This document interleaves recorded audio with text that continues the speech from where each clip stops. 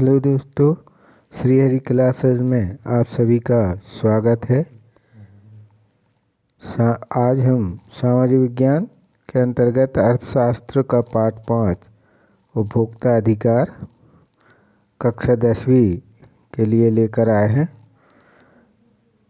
इस चैनल पर जो भी नए हैं वो चैनल को सब्सक्राइब करें, शेयर करें और लाइक करें।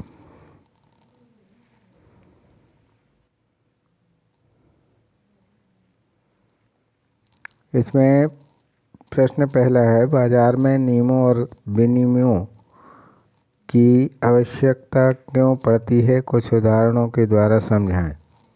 आंसर हो जाएगा, बाजार में नागरिक की सुरक्षा के लिए नियम और एवं नियंत्रण की आवश्यकता होती है, क्योंकि जब उपभोक्ताओं का शोषण होता है तो उपभोक्ता प्रायः स्वयं को कमज़ोर स्थिति में पाते हैं। खरीदी गई वस्तु या सेवा के बारे में जब भी कोई शिकायत होती है तो विक्रेता सारे उत्तरदायित्व क्रेता पर डालने का प्रयास करता है। विक्रेता कई तरीकों से उपभोक्ता का शोषण कर सकता है। ऐसी स्थिति से उपभोक्ता को बचाने के लिए उपभोक्ता आंदोलन चलाए गए, जिससे बाजार में सुरक्षा मिली। बाजार में शोषण कई रूपों में होता है, जैसे कभी कभी व्यापारी अनुचित व्यापार करने लग जाते हैं, कम तोलने लगते हैं या मिलावटी वस्तुएं बेचने लगते हैं। उपभोक्ताओं को आकर्षित करने के लिए समय समय पर मीडिया एवं अन्य स्रोतों से गलत सूचना देते हैं, विभिन्न प्रकार के विज्ञापन देते हैं। अतः उपभोक्ताओं की सुरक्षा निश्चित करने के लिए नियम और नियंत्रण की आवश्यकता होती है। अगला प्रश्न है, भारत में उपभोक्ता आंदोलन की शुरुआत किन कारणों से हुई, इसके विकास के बारे में पता लगाएं। आंसर हो जाएगा, उपभोक्ता आंदोलन की शुरुआत उपभोक्ताओं के असंतोष के कारण हुई, क्योंकि विक्रेता कई अनुचित व्यवसायों में शामिल होते थे। बाजार में उपभोक्ता को शोषण से बचाने के लिए कोई कानूनी व्यवस्था उपलब्ध नहीं थी। यह माना जाता था कि एक उपभोक्ता की जिम्मेदारी है कि वह एक वस्तु या सेवा को खरीदते समय सावधानी बरते। संस्थाओं को लोगों में जागरूकता लाने में भारत और पूरे विश्व में कई वर्ष लग गए। इन्होंने वस्तुओं और सेवाओं की गुणवत्ता सुनिश्चित करने की जिम्मेदारी विक्रेताओं पर डाल दी थी। भारत में सामाजिक बल के रूप में उपभोक्ता आंदोलन का जन्म अनैतिक और अनुचित व्यवसाय कार्यों में उपभोक्ताओं के हितों की रक्षा करने और प्रोत्साहित करने की आवश्यकता के फलस्वरूप हुआ। अत्यधिक खाद्य कमी का जमाखोरी, कालाबाजारी, खाद्य पदार्थों एवं खाद्य तेल में मिलावट की वजह से 1960 के दशक में व्यवस्थित रूप से उपभोक्ता आंदोलन का उदय हुआ। सन 1970 तक उपभोक्ता संस्थाएं बड़े पैमाने पर उपभोक्ता अधिकार से संबंधित आलेखों के लेखन और प्रदर्शन का आयोजन करने लगीं। इसके लिए उपभोक्ता दल बनाए गए। भारत में उपभोक्ता दलों की संख्या में भारी वृद्धि हुई। इन सभी प्रयासों के परिणाम स्वरूप यह आंदोलन बृहत स्तर पर उपभोक्ताओं के हितों के खिलाफ और अनुचित व्यवसाय शैली को सुधारने के लिए व्यावसायिक कंपनियों और सरकार दोनों पर दबाव डालने में सफल हुआ। प्रश्न तीसरा है, दो उदाहरण देकर उपभोक्ता जागरूकता की ज़रूरत का वर्णन करें। आंसर हो जाएगा, उपभोक्ता जागरूकता की कई कारणों से आवश्यकता है। उपभोक्ता जागरूकता इसलिए आवश्यक है क्योंकि अपने स्वार्थों से प्रेरित होकर दोनों उत्पादक और व्यापारी कोई भी गलत काम कर सकते हैं, जैसे भी खराब वस्तुएं दे सकते हैं, कम तौल सकते हैं, अपनी सेवाओं के अधिक मूल्य ले सकते हैं आदि। धन के लालच के कारण समय समय पर जरूरी वस्तुओं के दाम बहुत बढ़ जाते हैं। उपभोक्ता जागरूकता की आवश्यकता इसलिए भी है क्योंकि बेईमान व्यापारी अपने थोड़े से फायदे के लिए जनसाधारण के जीवन से खेलना शुरू कर देते हैं, जैसे विभिन्न खाद्य पदार्थों, दूध, घी, तेल, मक्खन, खोया और मसालों आदि में मिलावट करते हैं, जिससे आम व्यक्ति के स्वास्थ्य पर बुरा प्रभाव पड़ता है। इस कारण उपभोक्ता जागरूकता आवश्यक है, जिससे व्यापारी हमारे स्वास्थ्य से खिलवाड़ न कर सके। प्रश्न चौथा है, कुछ ऐसे कारकों की चर्चा करें जिससे उपभोक्ताओं का शोषण होता है। उत्तर है, व्यापारी, दुकानदार, उत्पादक कई तरीकों से उपभोक्ताओं का शोषण करते हैं। इनमें से कुछ तरीके निम्नलिखित हैं। नंबर 1, घटिया सामान। कोई बेईमान उत्पादक जल्दी धन एकत्र करने के उद्देश्य से घटिया किस्म का माल बाजार में बेचने लगते हैं। दुकानदार भी ग्राहक को घटिया माल दे देता है, क्योंकि ऐसा करने से उसे अधिक लाभ होता है। दूसरा है कम तौलना या मापना। बहुत से चालाक और लालची दुकानदार ग्राहकों को विभिन्न प्रकार की चीज़ें कम तौल कर या कम माप कर उनको ठगने का प्रयत्न करते हैं। तीसरा है अधिक मूल्य। जिन चीज़ों के ऊपर विक्रय मूल्य नहीं लिखा होता, वहाँ कुछ दुकानदारों का यह प्रयत्न होता है कि ऊंचे दामों पर चीज़ों को बेचकर अपने लाभ को बढ़ा लें। चौथा है मिलावट करना। लालची उत्पादक अपने लाभ को बढ़ाने के लिए खाने पीने की चीज़ों जैसे घी, तेल, मक्खन, मसालों आदि में मिलावट करने से बाज नहीं आते। ऐसे में उपभोक्ताओं का दोहरा नुकसान होता है। एक तो उन्हें घटिया माल की कीमत अधिक देनी पड़ती है, दूसरे उसके स्वास्थ्य के लिए नुकसान भी होता है। अगला है सुरक्षा उपायों की अवहेलना।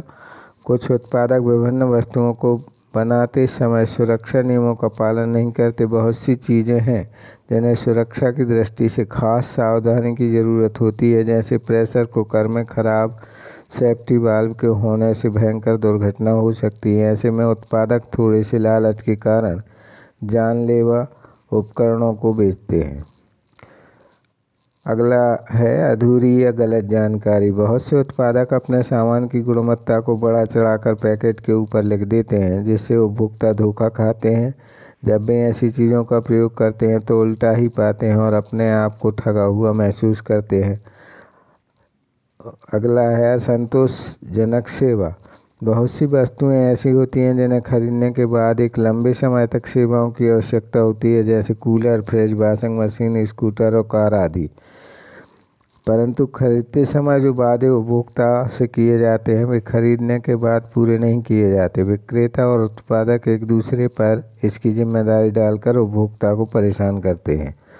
अगला है कृत्रिम अभाव। लालच में आकर विक्रेता बहुत सी चीज़ें होने पर भी उन्हें दबा लेते हैं। इसकी वजह से बाजारों में वस्तुओं का कृत्रिम अभाव पैदा हो जाता है। बाद में इसी सामान को ऊंचे दामों पर बेचकर दुकानदार लाभ कमाते हैं। इस प्रकार विभिन्न तरीकों द्वारा उत्पादक, विक्रेता और व्यापारी उपभोक्ताओं का शोषण करते हैं।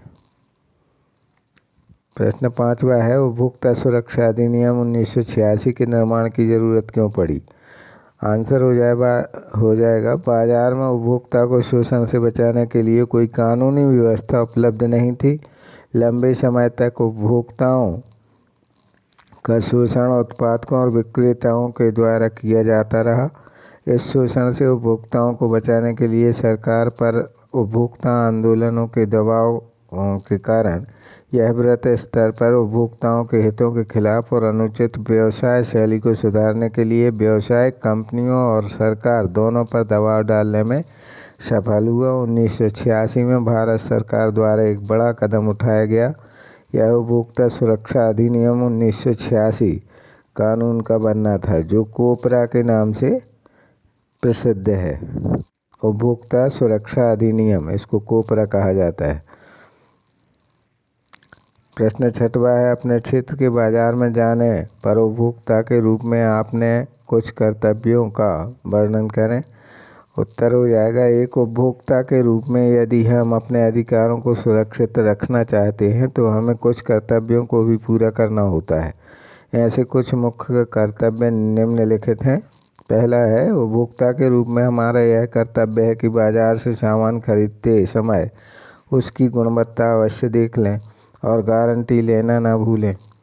हमें वही माल खरीदना चाहिए जिस पर ISI या एग मार्क का निशान लगा हो।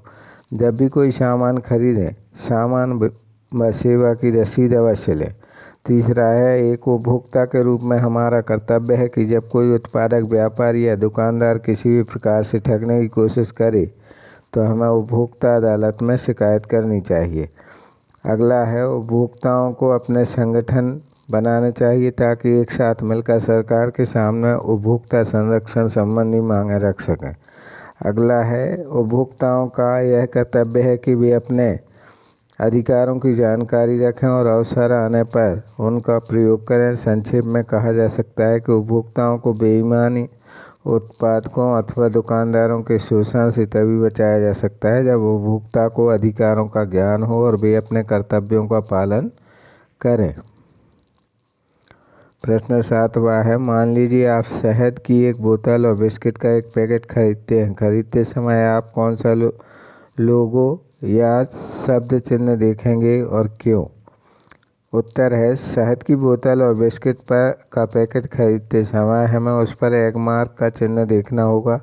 एग मार्क कृषि उत्पादों का मानक चिन्ह है। खाद्य पदार्थों की खरीद के समय इसे देखना जरूरी है क्योंकि ये चिन्ह अपनी गुणवत्ता सुनिश्चित करने में मदद करते हैं। उपभोक्ता संगठनों द्वारा नियंत्रित और जारी किए जाने वाले इन प्रमाण चिन्हों के इस्तेमाल की अनुमति उत्पादकों को तभी दी जाती है जब वे निश्चित गुणवत्ता मानकों का पालन करते हों। प्रश्न 8वां है, भारत में उपभोक्ताओं को समर्थ बनाने के लिए सरकार द्वारा किन कानूनी मापदंडों को लागू करना चाहिए? आंसर हो जाएगा, भारत में उपभोक्ताओं को समर्थ बनाने के लिए सरकार द्वारा कानूनी मापदंडों को लागू किया जाना चाहिए। 1986 के उपभोक्ता संरक्षण अधिनियम द्वारा उपभोक्ताओं के अधिकारों के संरक्षण के लिए कई महत्वपूर्ण कदम उठाए गए हैं। राष्ट्रीय, राज्य व जिला स्तर पर 3 स्तरीय उपभोक्ता अदालतों का निर्माण किया गया है। सरकार के लिए जरूरी है कि वह इन अदालतों में आए मुकदमों की शीघ्र सुनवाई करे और दोषी उत्पादक, व्यापारी के खिलाफ कार्रवाई करे। पीड़ित उपभोक्ताओं को उचित मुआवजा दिलवाया जाए। उपभोक्ताओं की शिकायतों का शीघ्र निपटारा करवाने के लिए इन कानूनों को सख्ती से लागू किया जाना जरूरी है। सरकार कोशिश करे कि भारत में बनने वाली विभिन्न चीज़ों की गुणवत्ता की जांच की जाए और उन्हें ISI या एग मार्क की मुहर लगाकर ही बाजार में बिकने के लिए भेजा जाए। सरकार बाजार में बिकने वाली विभिन्न चीज़ों की जांच करे कि वे सुरक्षा के मापदंड पूरे करती हैं या नहीं। ऐसी चीज़ों की बिक्री पर रोक लगा दी जाए जो सुरक्षा के मापदंड पूरे न करती हो। सरकार को कानून बनाकर जमाखोरी, कालाबाजारी आदि पर रोक लगाकर उपभोक्ताओं को शोषण से बचाना होगा। गरीब वर्ग के लोगों को कम कीमत पर आवश्यक वस्तुएं उपलब्ध कराई जानी चाहिए। इन विभिन्न कानूनी मापदंडों का प्रयोग करके सरकार उपभोक्ताओं को अधिकारों को प्राप्त कराने में समर्थ बना सकती है। प्रश्न 9वां है, उपभोक्ताओं के कुछ अधिकारों को बताएं और प्रत्येक अधिकार पर कुछ पंक्तियां लिखें। उत्तर हो जाएगा, उपभोक्ताओं के अधिकारों का वर्णन 1986 के उपभोक्ता सुरक्षा कानून में तथा 1997 और 1993 के संशोधनों में किया गया है। उपभोक्ताओं के मुख्य अधिकार निम्नलिखित हैं। सुरक्षा का अधिकार, ये पहला है। उपभोक्ताओं को यह अधिकार दिया गया है कि वे ऐसी सभी वस्तुओं की बिक्री से अपना बचाव कर सकते हैं जो उनके जीवन और संपत्ति के लिए हानिकारक हों। दूसरा है सूचना का अधिकार। उपभोक्ता को यह अधिकार दिया गया है कि वह हर खरीदी जाने वाली वस्तु की गुणवत्ता, मात्रा, शुद्धता और मूल्य आदि के विषय में हर सूचना प्राप्त कर सके ताकि वह अपने आप को शोषण से बचा सके। अगला है चुनाव का अधिकार। हर उपभोक्ता को यह अधिकार है कि वह देख परख कर विभिन्न प्रकार की वस्तुओं में से अपनी इच्छा अनुसार चीज़ों का चुनाव कर सके और सही मूल्य भी चुकाए। अगला है सुनवाई का अधिकार। उपभोक्ताओं को अनुचित सौदेबाजी और शोषण के विरुद्ध क्षतिपूर्ति मांगने का अधिकार है। यदि एक उपभोक्ता को कोई क्षति पहुंचाई जाती है तो क्षति की मात्रा के आधार पर उसे क्षतिपूर्ति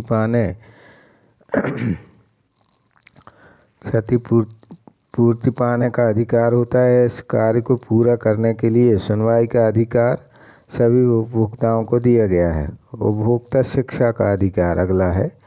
हर उपभोक्ता को यह अधिकार है कि उसके अधिकारों के प्रति सजग रखने के लिए सरकार प्रयत्न करती रहे। उसे बाजार में मिलने वाली विभिन्न वस्तुओं के गुण दोषों की जानकारी होनी चाहिए, जिससे वह वस्तुओं को खरीदने से पहले उस जानकारी का प्रयोग कर सके। फिर है अगला प्रस्तुतिकरण का अधिकार। हर उपभोक्ता को यह अधिकार है कि वह विभिन्न संस्थाओं और संगठनों के सामने अपनी समस्याओं को प्रस्तुत कर सके तथा ये संगठन उसे उसकी समस्याओं के समाधान में मदद कर सके। अगला प्रश्न 10वां, उपभोक्ता अपनी एकजुटता का प्रदर्शन कैसे कर सकते हैं? आंसर हो जाएगा, उपभोक्ताओं को अपनी एकता को बनाने के लिए तथा उसका प्रदर्शन करने के लिए उपभोक्ताओं के संगठनों का निर्माण किया जाना चाहिए और इसके लिए प्रेरित करना चाहिए, जिन्हें सामान्य उपभोक्ता अदालत या उपभोक्ता सुरक्षा परिषद के नाम से जाना जाता है। ये संस्थाएं उपभोक्ताओं को बताती हैं कि कैसे उपभोक्ता अदालत में मुकदमा दर्ज किया जाए। बहुत से अवसरों पर ये उपभोक्ता अदालत में उपभोक्ता का प्रतिनिधित्व भी करती हैं। ये संगठन जागरूकता पैदा करने के लिए सरकार से वित्तीय सहयोग भी प्राप्त करते हैं। भारत में उपभोक्ता आंदोलन ने संगठित समूहों की संख्या और कार्यविधि में तरक्की की है। प्रश्न 11वां, भारत में उपभोक्ता आंदोलन की प्रगति की समीक्षा करें। आंसर हो जाएगा, भारत में उपभोक्ता आंदोलन का जन्म अनैतिक और अनुचित व्यवसाय कार्यों से उपभोक्ताओं के हितों की रक्षा करने और प्रोत्साहित करने की आवश्यकता के फलस्वरूप हुआ। अत्यधिक खाद्य कमी, जमाखोरी, कालाबाजारी, खाद्य पदार्थों एवं खाद्य तेल में मिलावट की वजह से 1960 के दशक में व्यवस्थित रूप से उपभोक्ता आंदोलन का उदय हुआ। 1970 के दशक तक उपभोक्ता संस्थाएं बृहत स्तर पर उपभोक्ता अधिकार से संबंधित आलेखों का लेखन और प्रदर्शनियों को आयोजन करने लगी थीं। यह आंदोलन बृहत स्तर पर उपभोक्ताओं के हितों के खिलाफ और अनुचित व्यवसाय शैली को सुधारने के लिए व्यावसायिक कंपनियों और सरकार दोनों पर दबाव डालने में सफल हुआ। प्रश्न 12वां है, निम्नलिखित को सुमेलित कीजिए, यानी सही जोड़ी है ये। पहला है, एक उत्पादक के घटकों का विवरण है। इसका सही जोड़ी बनेगा इंगा से सूचना का अधिकार। दूसरा है एग मार्क, तो इसकी जोड़ी बनेगी गा से अनाजों और खाद्य तेलों का प्रमाण, जो ये एग मार्क है ये इन खाद्य पदार्थों पर लगाया जाता है। तीसरा है स्कूटर में खराब इंजन के कारण हुई दुर्घटना। इसका उत्तर हो जाएगा का सुरक्षा का अधिकार। चौथा है जिला उपभोक्ता अदालत विकसित करने वाली एजेंसी, तो चौथे का आंसर है खा उपभोक्ता मामलों में संबंध। पांचवा है उपभोक्ता इंटरनेशनल, इसका उत्तर हो जाएगा घा उपभोक्ता कल्याण संगठनों की अंतर्राष्ट्रीय संस्था। छठवा है भारतीय मानक ब्यूरो, इसका उत्तर हो जाएगा चा वस्तुओं और सेवाओं के लिए मानक। प्रश्न 13वां है, सही या गलत बताएं। कोपरा केवल सामानों पर लागू होता है। खा है भारत विश्व के उन देशों में से एक है। ये सही गलत बताना है तो कोपरा केवल सामानों पर लागू होता है, ये गलत बात है। खा है भारत विश्व के उन देशों में से एक है जिसके पास उपभोक्ताओं की समस्याओं के निवारण के लिए विशिष्ट अदालतें हैं, ये सही है। गा जब उपभोक्ताओं को ऐसा लगे कि उसका शोषण हुआ है तो उसे जिला उपभोक्ता अदालत में निश्चित रूप से मुकदमा दायर करना चाहिए, ये भी सही है। घ जब अधिक मूल्य का नुकसान हो तभी उपभोक्ता अदालत में जाना लाभप्रद होता है, ये बात गलत है। अगला है हॉलमार्क आभूषणों की गुणवत्ता बनाए रखने वाला प्रमाण पत्र है, तो ये बात सही है। ये सोने चांदी के जेवरात जो होते हैं उनके लिए सोने के लिए हॉलमार्क का प्रयोग किया जाता है। इसी प्रकार ऊनी वस्त्रों या ऊनी सामान के लिए बूलन मार्क का प्रयोग करते हैं। अब औद्योगिक उत्पादनों के लिए ISI का मार्का होता है। 4 उपभोक्ता समस्याओं के निवारण की प्रक्रिया अत्यंत सरल और शीघ्र होती है, ये सही है। अंतिम है, उपभोक्ता को मुआवजा पाने का अधिकार है जो क्षति की मात्रा पर निर्भर करती है, ये भी बात सही है। अतिरिक्त परियोजना कार्य जो है इनके लिए आप स्वयं करेंगे, इनको पढ़ के और इनके आंसर स्वयं करना या संबंधित विषय के शिक्षक से इसको समझना। प्रश्न तीसरा इसके अंतर्गत आया है, इसको भी आप सभी को ही करना है। अपने विद्यालय में उपभोक्ता क्लब स्थापित करें, बनावटी उपभोक्ता जागरूकता कार्यशाला आयोजित करें, उसमें अपने विद्यालय क्षेत्र के पुस्तक केंद्रों, भोजनालयों, दुकानों के नियंत्रण जैसे मुद्दों को शामिल करना है। तो इस तरह का ये